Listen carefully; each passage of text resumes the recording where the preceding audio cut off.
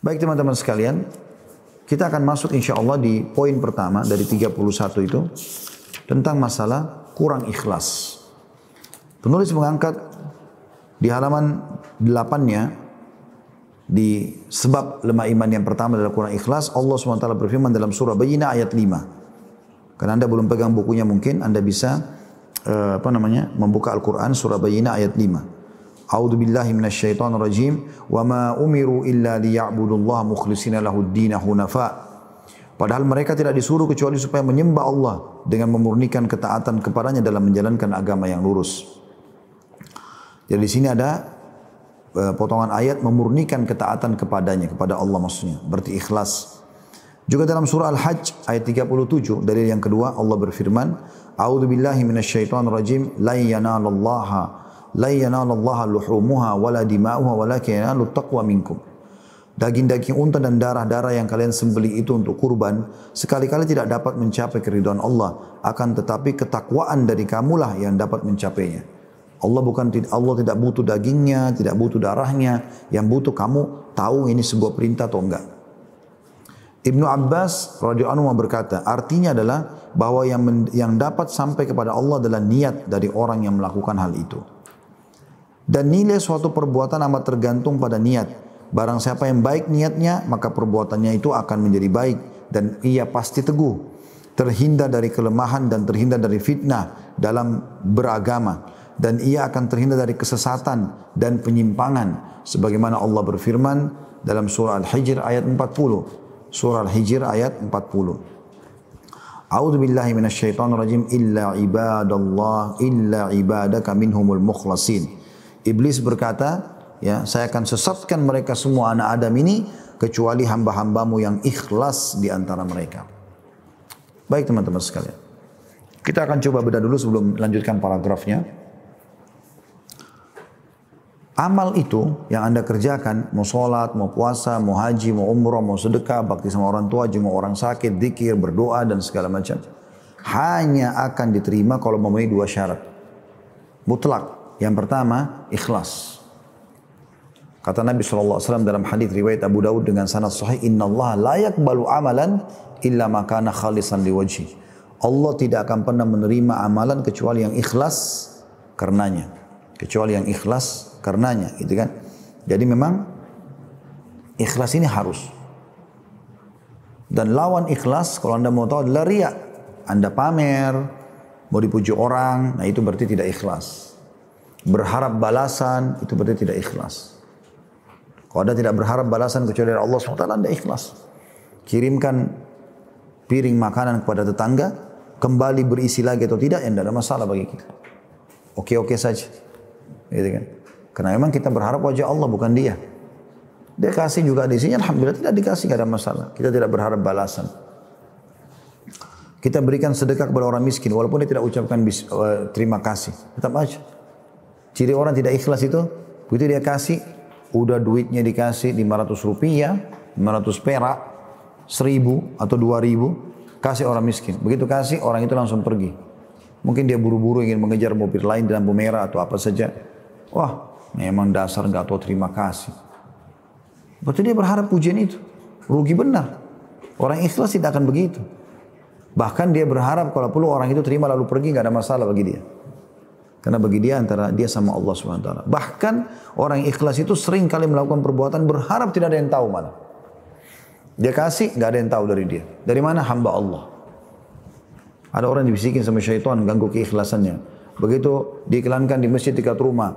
Bapak ibu sekalian muslimin muslimat, masjid kita lagi butuh bantuan. Siapa yang mau menyumbang silakan datang ke masjid membawa begini dan begitu. Ya. Kemudian Anda datanglah menyumbang. Begitu ditanya pengurus masjid, atas nama siapa? Kalau Anda ikhlas, hamba Allah aja. Kalau yang tidak ikhlas, oh haji fulan bin fulan bin fulan. Ya, kalau perlu tulis itu haji berapa kali. Ya.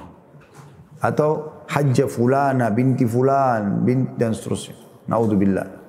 Lalu kemudian disebutlah namanya, dia lagi di rumah, dia dengar tuh pakai mikrofon masjid. Yang telah menyumbang haji fulan dan fulan. Syaitan bisikin hatinya, tuh namamu disebut. Oh iya, selesai. Hanya sebatas itu. Untuk apa teman-teman riya ini? Untuk apa? Manfaatnya apa? Hilang. Mau ngejar lidahnya orang? Oh, kamu hebat, kamu dermawan, kamu soleh. Itu kamu soleh, itu yang kau kejar. Apa yang kau dapat? Kenyang ke perutmu, tambah terang matamu, bertambah rambut kepalamu. Gak ada sesuatu yang kau dapatkan. Rugi, gitu kan? Gak ada manfaatnya sama sekali. Tapi orang ikhlas dapat pahala. Dia akan panen itu pada hari kiamat. Kita sebagai seorang muslim yakin, "Faman ya'mal mithqala dzarratin khairan yara." Siapa yang buat seperti biji sawi dari kebaikan, pasti dia akan dapat. Lihat dan dapat balasannya. "Wa may ya'mal mithqala dzarratin syarran yara." Allah gunakan kalimat dzarrah, dan siapapun yang berbuat seperti biji sawi dari keburukan, dia akan lihat. Semua akan didapatkan. Maka rugi kita butuh di sana. Saya kasih resep kalau orang mau riak sebenarnya. Daripada antum sholat malam, udah 1 jam, 2 jam sholat malam, udah khusyuk, udah berdoa. Terus besok teman kantor juga riak. Semalam kau sholat gak? Saya sholat. Begitu, akhirnya hilang pahala 2 jam. Gak usah repot-repot. Malam hari kalau mau tahajud, cari siapa yang jadi target anda besok. Misal atasan fulan, teman fulan. Ketuk rumahnya bel, saya mau sholat malam, lihat nih. Selesai. Gak usah tunggu besok pagi, kan rugi. Buang-buang waktu itu. Ya. Mereka para salafus saleh teman-teman sekalian berharap agar amalnya tidak diketahui. Dan Nabi SAW juga sudah mengatakan dalam hadis sahih riwayat Muslim, Inna Allah yuhibbu taqiyul ganiyul khafi. Allah cinta sekali dengan hamba yang taqi, suka patuh pada Allah. Yang diperintahkan kerjakan, yang dilarang jauhi. Yang halal nikmati, yang haram tinggalkan. Lalu ghani, kaya, suka bersedekah. Dan khafi, suka merahasiakan amalnya. Sebagian salafus saleh teman-teman pernah bersedekah 20 tahun. Bukan 20 tahun malah, seumur hidupnya sekian tahun dia bersedekah. Gak ada yang tahu kalau dia bersedekah. Termasuk orang-orang miskin yang menerima sedekahnya. Dinukil sebuah kisah seorang penduduk Madinah dari cucu Nabi SAW. Orang ini sangat soleh. Setiap habis sholat malam, dia nggak cerita sama istrinya. Dia ambil gandum, ya, berkarung-karung 1 kilo, diangkat sampai 100 kilo. Pikul di karung besar, diputar di pundaknya, dibawa. Dia naik kuda, dilempar ke rumah 100 orang miskin. Dia nggak ketuk ya, ini dari saya, nggak ada. Taruh, pergi. Itu puluhan tahun dia berjalan. Anda tahu kapan ketahuannya? Pada saat orang ini sudah meninggal dunia. Jenazahnya itu disolati, ternyata di pundak sebelah kanannya ada bekas warna hitam. Ditanya istrinya, kenapa ini pundak suamimu? Dia bilang, saya juga tidak tahu. Istrinya nggak tahu. Saya juga tidak tahu. Hanya saja saya tahu kalau malam-malam biasa dia keluar bawa karung. Karena dia tidak cerita, saya juga tidak tanya gitu. Lalu kemudian pada saat itu ada orang-orang tersebarlah begitu di Madinah. Ternyata ada orang-orang miskin yang biasa terima kantong-kantong gandum. Sekarang sudah tidak lagi semenjak orang itu meninggal. Baru ketahuan kalau dia lakukan. Puluhan tahun. Seorang di antara mereka teman-teman berpuasa sunnah Senin Kamis. 20 tahun lebih istrinya nggak tahu. Kok bisa? Bukan dia tidak bisa cerita sama istrinya, bukan dia tidak bisa aja. Tapi rupanya sebelum menikah, ini ijtihad dari dia ya. Sebelum dia menikah, dia nggak pernah sama sekali, dia selalu puasa Senin Kamis. Begitu dia nikah, dia tidak cerita sama istrinya, kalau saya puasa Senin Kamis. Istrinya seperti layak semua istri, nyiapin makan istri suaminya. Kalau Senin sama Kamis, dia nggak bilang, nggak usah saya lagi puasa, enggak. Dia diam saja, dia bawa, suruh bungkusin. Istrinya pikir dia makan, dia kebetulan punya toko di satu tempat gitu ya. Di kota Irak, pada saat itu di salah satu kota di Irak, dia pergi, kemudian dia buka, kalau dia lagi makan siang, dia panggil orang miskin, dikasih makanan itu. Dia pulang ke rumahnya setelah maghrib. 20 tahun dia buka puasa, baru dia pulang ke rumahnya makan. Istrinya pikir dia nggak puasa, untuk jaga keikhlasan. Seseorang di antara mereka teman-teman sekalian, pada saat dia tidur malam hari, dia tidurin istrinya, sampai tidur kemudian dia bangun sholat malam. Sampai istrinya tidak tahu bertahun-tahun begitu. Satu malam istrinya terkaget, lalu lihat suaminya sholat. Dibiarkan sama dia. Besok dilihat sama lagi. Terus begitu. Dan selalu kalau pagi-pagi matanya suaminya sampai memerah, kurang tidur. Lalu dia tegur satu malam suaminya pas turun, mau sholat malam, lalu kemudian dia mengatakan, wahai suamiku, kasihanilah dirimu. Aku perhatikan kau setiap malam begini. Entah sudah berapa lama kau nggak istirahat. Lalu kata suaminya, tidurlah wahai istriku kalau kau mau tidur. Sesungguhnya apa yang saya lakukan kebaikan buat saya dan kebaikan buat kamu juga. Maksudnya kalau saya masuk surga nanti kau juga dapat sama. Mereka menjaga amal itu. Jaga. Ada seseorang salafus saleh pernah sholat malam di hutan, diikuti oleh seseorang dan ketahuan dia sholat malam, gitu kan. Maka temannya ini kebetulan, ya, yang ikuti dia, yang tahu dia sholat malam, diam-diam dia selalu dengar ayat yang dibaca, doa yang dibaca gitu. Pas sudah menjelang subuh, dia terdengar ada semak belukar. Maka orang yang sedang sholat ini kaget, lalu dia mengatakan, semoga Allah merahmatimu, keluarlah, kau mata-matai saya. Maka temannya mengatakan, iya, saya mau tahu, karena selama ini saya dengar cerita, kalau kau tidak pernah tinggalkan sholat malam, maka saya mau cari tahu. Apa kata orang yang ketahuan amal solehnya ini? Dia bilang apa? Di tengah hutan berdua sama temannya, dia mengatakan, saya mohon kepadamu, tolong rahasiakan apa yang kau lihat. Dia mohon supaya jangan dicerita. Kalau kita subhanallah sekarang terbalik, berharap orang ekspos. Nggak akan sedekah kecuali ada kamera. Sebentar. Dan syuting dulu kamera. Berdoa di depan Ka'bah, subhanallah, harus Ka'bah kelihatan. Sebentar. Ya, supaya ditahu berdoa depan Ka'bah. Ada berapa kali saya tahu orang begitu foto. Kenapa akhi dan ukhti? Apa yang mau didapat? Ini lidahnya manusia. Oh, kamu hebat. Terus apa? Gemukkah kamu? Nggak ada manfaatnya. Gitu. Harus hati-hati. Karena sayang, amal kita akan dibangkitkan hari kiamat dan kita hanya diterima ya dari amal kita adalah yang penuh dengan keikhlasan. Oleh karena itu disebutkan, kata penulis, diriwayatkan dari Umar bin Khattab radhiyallahu anhu bahwasanya Rasulullah SAW bersabda, innamal a'malu binniyati wa innamal likulli imri'in ma nawa. Sesungguhnya pekerjaan-pekerjaan itu tergantung pada niat-niatnya, dan sesungguhnya setiap orang akan mendapatkan ganjaran perbuatan sesuai dengan yang dia niatkan. Hadis riwayat Bukhari Muslim. Imam Nawawi rahimahullah berkata, ini adalah hadis sahih yang telah disepakati kesahihannya dan disepakati sebagai satu di antara hadis-hadis yang berkedudukan dan keutamanya sangat besar, serta merupakan salah satu di antara hadis-hadis yang menjadi dasar-dasar Islam.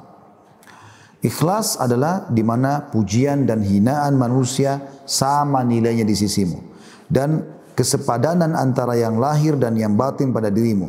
Pada zaman ini keikhlasan merupakan barang langka, dalam kurung tidak ada yang memilikinya, kecuali bagi mereka yang dirahmati Allah, apalagi di tengah kehidupan yang penuh dengan tipu daya, lemahnya muraqabah atau mawas diri dan keyakinan. Kata penulis, saya tidak yakin, saya tidak mengatakan bahwa keikhlasan telah lenyap sehingga dengan begitu saya telah berdusta. Akan tetapi untuk menuju kepada keikhlasan dibutuhkan kesungguhan dan latihan yang terus-menerus atau mujahadah dalam setiap amal perbuatan. Salah satu ciri ikhlas teman-teman sekalian adalah tidak menceritakan amal. Kalau dia ditanya, baru dia jawab. Kalau ada orang tidak ditanya cerita, berarti sudah jelas riya. Terutama paham salah ibadah gitu kan. Kau puasa enggak? Kau puasa? Saya puasa. Enggak ada yang nanya. Siapa yang nanya kamu? Halo? Gitu kan. Kan enggak boleh. Gitu kan? Kan aneh benar. Tapi kalau kita mau ke masjid, tiba-tiba ada yang tanya. Mau kemana? Pak, mau kemana? Masa kita bilang, kalau saya bilang riya nih. Kan tidak mungkin. Ya saya mau ke masjid. Kan lagi ditanya. Kalau ditanya beda. Kalau tidak ditanya, nah ini jadi masalah. Satu perbuatan jika telah dinodai dengan berbagai macam noda berupa riya atau mencari kemasyhuran, maka sungguhnya sikap itu akan menjadikan seseorang lemah dalam melaksanakan pekerjaan itu. Bahkan pekerjaan itu akan menjadi sia-sia. Dari Abu Hurairah radhiyallahu anhu ia berkata, aku mendengarkan Rasulullah SAW bersabda, qala Allah Ta'ala, ana agna syurakai an syirk, man amila amalan asyraka fihi ma'i ghairi taraktuhu wa syirku. Allah yang maha tinggi telah berfirman, aku paling sangat tidak membutuhkan kesyirikan. Partner, Allah enggak butuh itu. Ya, jadi ikut sertakan Allah salat untuk Allah, tapi juga untuk dipuji sama orang. Allah enggak butuh itu. Maka barang siapa yang telah melakukan suatu perbuatan yang dalamnya perbuatan itu yang mempersekutukanku dengan selain aku, kata Allah, maka aku akan meninggalkannya dan perbuatan syiriknya itu. Hadis sahih riwayat Muslim. Terkadang seseorang telah beriltizam atau bersikap konsisten hingga ia termasuk dalam golongan orang-orang yang konsisten. Akan tapi tujuannya bukan untuk konsisten itu sendiri dan tidak pula bertujuan untuk mendapat ridha Allah, melainkan ia memiliki maksud-maksud lain yang dengan cepat akan menghancurkan sikap konsistennya itu. Karena ia tidak mengharapkan Allah dan juga kehidupan akhir. Abu Al-Qasim Al-Qusairi rahimahullah berkata, ikhlas itu adalah memusatkan niat dalam melaksanakan ketaatan hanya kepada Allah yang Maha Suci semata, yaitu melakukan ketaatan dengan maksud hanya untuk taqarrub atau mendekatkan diri kepada Allah. Tidak ada maksud lain, seperti untuk mendapat perhatian, pujian manusia, atau tujuan-tujuan lain yang bukan untuk mendekatkan diri atau taqarrub kepada Allah.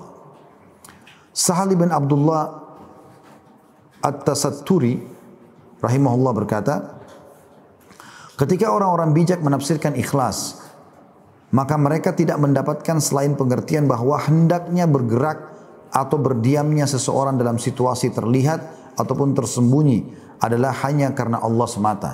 Tidak dinodai oleh hawa nafsu ataupun dorongan duniawi. Terakhir paragrafnya teman-teman sekalian, maka barang siapa yang mendambakan keselamatan di dunia dan di akhirat, maka hendaknya ia bersikap ikhlas dan terus-menerus mengawasi niatnya, karena hanya dengan sikap itulah suatu perbuatan memiliki nilai ibadah. Pekerjaan sedikit atau kecil yang disertai keikhlasan itu lebih baik daripada pekerjaan banyak yang hampa tanpa keikhlasan. Saya akan tutup teman-teman sekalian dengan kisah Zubaidah rahimahullah. Anda mungkin tidak tahu siapa Zubaidah. Ya. Itu bukan orang Indonesia, tapi dia adalah salah satu ratu Islam. Zubaidah, namanya dia Amatullah. Ya. Dia adalah istri Harun al-Rashid, salah satu khalifah di zaman Abbasiyah, yang terkenal dengan kekuatannya, keberaniannya dan segala macam. Teman-teman sekalian, Zubaidah ini terkenal sudah cantik, saking cantiknya sampai dipanggil Zubaidah. Zubaidah dari bahasa Zubda. Zubda itu artinya mentega, lembut, warnanya bagus gitu-gitu ya. Orang juga pakainya mudah dan seterusnya. Jadi dia menggabungkan antara kecantikan, kedudukannya sebagai ratu, dan rajinnya beribadah terutama sedekah. Tidak pernah teman-teman ada satu titik kesempatan sedekah kecuali beliau sedekah. Kalau Anda keluar dari Arafah menuju ke Muzdalifah satu waktu Anda pergi haji atau Anda umrah insya Allah, pada saat Allah juga sudah bukakan kembali biidznillah, maka antara Arafah dengan Muzdalifah itu ada gunung, itu umumnya pasti dilewati oleh bus-bus umumnya. Di sebelah kanan itu ada gunung, kalau Anda menuju ke Muzdalifah ada tembok seperti tembok benteng tapi tidak terlalu besar ya. Itu panjang sekali, itu adalah saluran air Zam-Zam. Dan juga antara Mekah, Taif sampai ke Irak ya, karena dulu ibu kota dinasti Abbasiyah dulu di Irak ya. Sampai ke Irak ya, di Baghdad itu setiap berapa meter sekali, berapa, mungkin kalau kita sekarang ukuran 1 kiloan atau 2 kilo, pasti ada sumur. Ada sumur, itu semua perbuatannya Zubaidah rahimahullah. Jadi beliau suka sekali melihat, oh ternyata waktu pergi haji kok susah sekali ya jemaah haji ini. Padahal zaman dulu tuh dia pun, walaupun dia ratu, dia pakai unta, gak ada AC kayak kita sekarang, tetap capek gitu kan. Tapi beliau akhirnya buat uangnya dia sendiri pribadi, mulailah dia buat sumur-sumur sampai hanya jadi semua. Setiap ada jihad dia ikut partisipasi, semua dia ikutin, subhanallah. Satu waktu dalam sebuah kisah dinukil, pada saat dia meninggal Zubaidah, ada satu ponakannya yang sayang sekali sama dia dan memang selalu dibantu juga oleh Zubaidah. Bermimpi tantenya ini datang. Maka dalam mimpi karena tidak bisa diatur pertanyaan, ponakannya bilang, wahai tanteku, beritahukan kepadaku, apa yang Allah balas kamu sekarang? Dia mengatakan, kata tantenya, Zubaidah bilang dalam ini mimpinya ya, Allahu alam, kita tidak tahu, tapi begitu dia mengatakan, semua Allah enggak terima. Kata dia, sedekahmu untuk jemaah haji air tidak diterima, jihad tidak diterima, ini enggak diterima. Lalu kata dia, lalu bagaimana keadaanmu sekarang tante? Kata dia, alhamdulillah Allah selamatkan saya. Justru dengan sholat malam yang saya kerjakan tidak ada yang mengetahuinya. Itu luar biasanya, gitu kan? Jangan juga Anda mengatakan teman-teman, oh kalau begitu berarti kita harus tutupi semua amal soleh. Tidak, Anda sesuaikan. Kalau amal soleh itu memang harus terang-terangan, kayak sholat berjamaah, jihad, Anda mencari nafkah rezeki di luar, Anda haji, karena harus dilihat orang, apa boleh buat? Tinggal kontrol diri. Tapi amal yang Anda sudah kerjakan sendiri, kayak sholat malam, sholat duha, ada orang minta tolong Anda bantu dari belakang, tidak ada yang tahu, Anda mengaji, yang nggak usah dibuka. Karena kalau Anda buka amal yang tersembunyi ini, maka akan menjadi riya tentunya. Allahu a'lam.